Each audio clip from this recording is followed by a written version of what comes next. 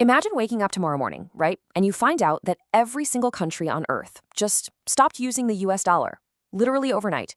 Oil markets would instantly freeze, stock markets would go into full blown panic mode, governments would be scrambling into emergency meetings, international trade would basically grind to a halt, and banks, well, banks would be bracing for absolute chaos. Sounds totally impossible, doesn't it? Maybe. But here's the real question we need to ask ourselves. Why would the entire world panic over one single country's currency? I mean, America is just one nation out of nearly 200, so why on earth does its money dictate everyone else's reality? Well, the answer actually lies in a pretty strange anomaly that's unfolding in the global markets right now. We are looking at a genuinely fascinating situation here in 2026. The International Monetary Fund just downgraded global growth projections. Geopolitical conflicts are flaring up everywhere, completely messing with vital energy markets and trade routes. Now, if you follow traditional economic logic, during a struggling global economy like this, you'd expect widespread currency panic or a massive flight away from traditional assets, right? Instead, we're seeing the exact opposite. The US dollar index is experiencing this massive, almost relentless upward pressure. And here's the kicker. This surge isn't just a simple story about the US domestic economy doing great. Actually, scratch that. Earlier in the year, the US labor market even cooled down a bit. No, what we're witnessing is a frantic, systemic, global rush toward liquidity and safety. When the world gets scared, it really doesn't matter what the political rhetoric is.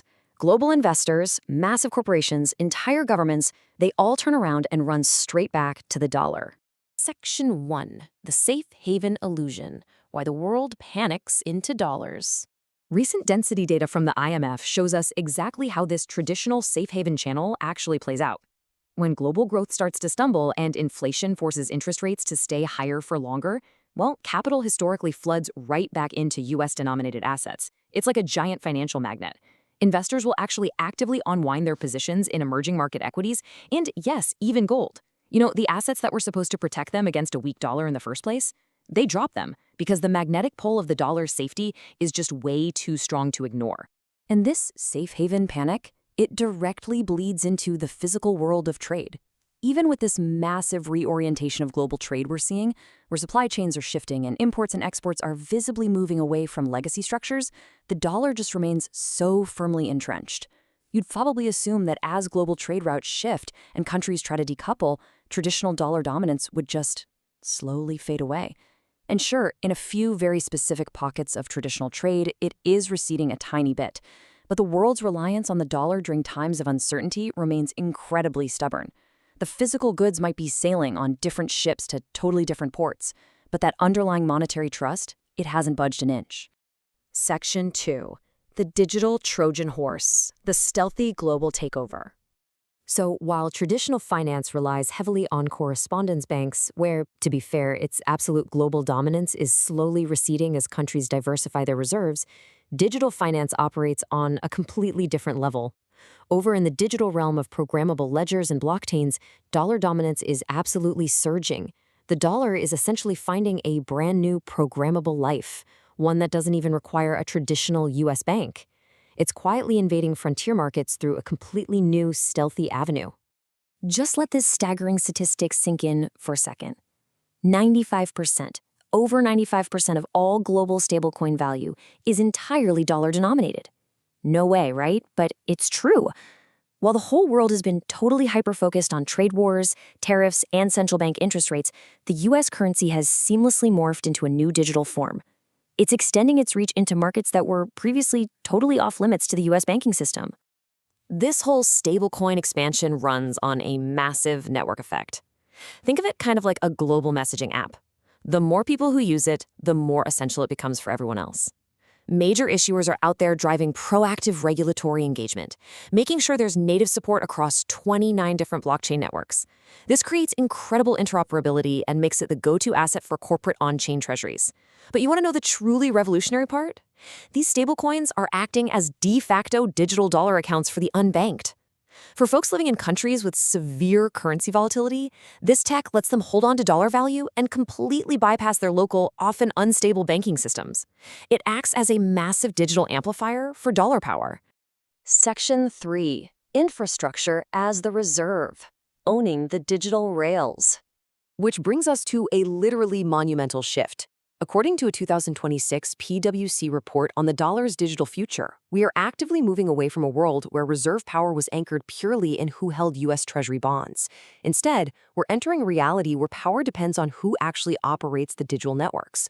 Global payment rails, digital custodians, and stablecoin issuers are effectively stepping up as quasi-reserve intermediaries. They're the ones holding U.S. assets and distributing them globally through APIs and ledgers. Power is quietly but surely transferring right off of central bank balance sheets and directly into the hands of digital infrastructure providers. Caroline McElroy over at PwC US hit the nail on the head with this. She noted, as the financial system becomes more digital, the dollar's future will hinge less on who issues it and more on the infrastructure it can operate across. And wow, that perfectly captures the reality of 21st century finance, doesn't it? It is no longer just about who owns the printing press, it's all about network interoperability. Owning the digital pipes and establishing absolute network dominance. That is exactly what preserves the dollar's empire today. Section 4. The multi-currency resistance. The pushback against the digital dollar. Now, obviously, the rest of the world isn't just sitting back with a bucket of popcorn watching this digital dollar takeover happen. Emerging digital challengers are absolutely stepping into the arena. Various global jurisdictions are actively exploring euro and yen-backed stablecoins. They're pouring funds into the development of multi-asset tokens that are specifically designed to anchor liquidity closer to their own home markets. The explicit goal here? To reduce their heavy dependency on U.S. monetary policy and try to fragment this massive, single, dollar-centric digital ecosystem before it's literally too late to stop it. The core realization here is profound. The brand new competition for reserve currency status has shifted entirely from traditional balance sheets straight over to blockchains. The global battlefield is no longer about replacing one piece of paper money with another piece of paper money. It's a full-on race to see which digital network can scale global trust the fastest.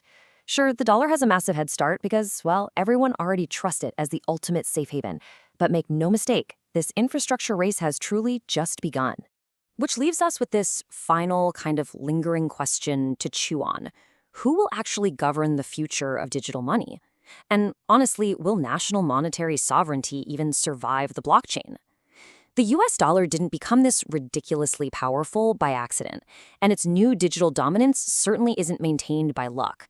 Behind the scenes, there is this incredibly complex system of trade, digital infrastructure, and global trust keeping it all afloat.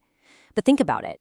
If the digital pipes of the future are completely ruled by the dollar, can any other nation ever truly control its own economy? Understanding this hidden system completely changes how you see the modern world.